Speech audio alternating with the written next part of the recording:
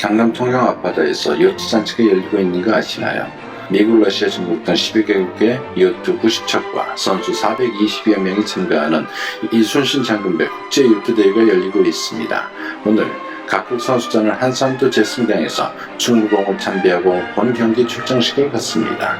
1542년 11월 7일은 이순신 장군이 국계 활약을 펼치는데 결정적인 기여한 서해 유성룡이 태어난 날입니다. 조선 최고의 영웅이 충무공이었다면 서해는 조선 최고의 재상이 아닐까 합니다. 서해에 대해서 수많은 찬스가 있기에 오늘은 서해의 넓은 마을, 보용역에 대해서 얘기하고자 합니다. 서해는 퇴계의 제자로 동인에 속합니다.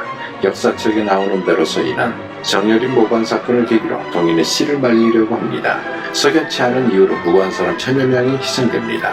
동인의 영수 이박은 정열입의 집에서 편지가 발견됐다는 이유로 가족과 함께 참혹하게 죽고 우의종 정원신도 고문 끝에 죽습니다. 심지어 산속에 있던 서산대사와 사명대사도 불려 내려와 시문을 당합니다. 이러한 기축옥사를 주도한 이가 송강정철입니다. 정철은 전라도 유생 정엄수를 통해서 서해와 이산해 등을 엮으려고 했지만 선조가 받아들이지 않아 이들은 목숨을 건졌습니다. 화무시비롱이라고 영원한 권력은 없지요. 정철은 선조에게 광해군을 세자로 정할 것을 건의했다가 미움을 받아 유배를 갑니다. 이때 정인홍, 이산해 등은 하늘을 함께 이고 살 수 없는 원주 정철에게 사약을 내려 한다고 주장합니다. 서해는 자신을 죽이려고 한 정철을 죽일 것까지는 없다고 감쌌다가 줏대 없는 온건론자로 비판받고 본의 아니게 난민을 형성하게 됩니다.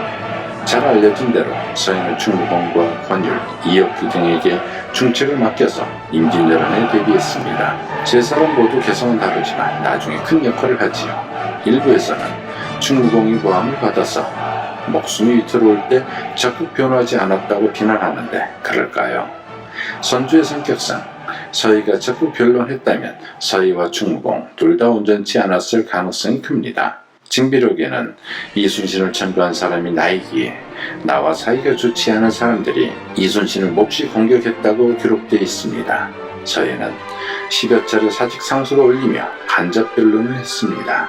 당시 대부분의 신하가 충무공을 죽이라고 할 때 정탁과 이완익만이 적극 변호했는데 이들은 모두 서해와 같은 길을 간 동인 남인 계열이었습니다. 충무공이 옥에서 나와 서해를 찾아가 밤새 이야기를 나눴다는 기록도 있지요.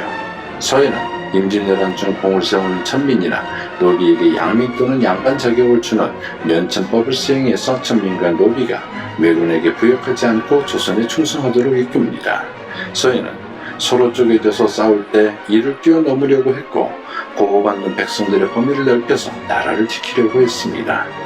그러나 예나 지금이나 많은 이들은 끊임없이 좁은 영역을 만들고 그 바깥을 배척하면서 큰 목소리를 냅니다.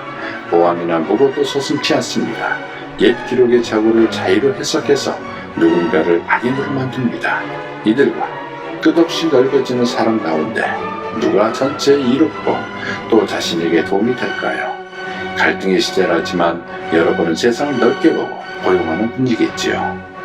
477년 전 오늘 태어난 서해 같은 넓은 도량의 큰 사람이겠지요. 제작 후기 서해 유성룡은 재상으로서 임진왜란 7년의 기록을 징비록으로 남겨 후대에 이런 비극을 예방하는 지침으로 삼고자 했습니다. 하지만 서해 집권 세력과 왕조는 그의 뜻을 살피지 못하고 50년도 되지 않아 또다시 일당을 오랑캐의 말발굽에 짓밟히게 했습니다. 왕조의 무능으로 집권을 위하여 물불을 가리지 않은 서해 세력은 포용적 자세를 갖지 못하고 부족주의에 매몰되어 국태민원을 도외시하여 불운의 역사를 반복했습니다.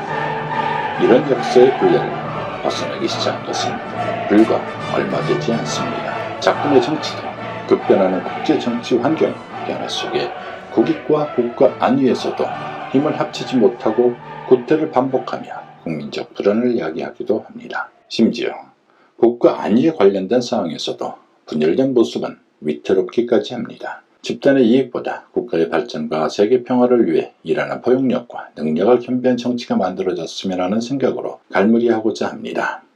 항상 좋은 책과 함께 하시옵고 서해 유성룡처럼 능력과 품격 그리고 포용력을 겸비하시길 바라겠습니다. 지금까지 감성티틸 감디였습니다. 감사합니다.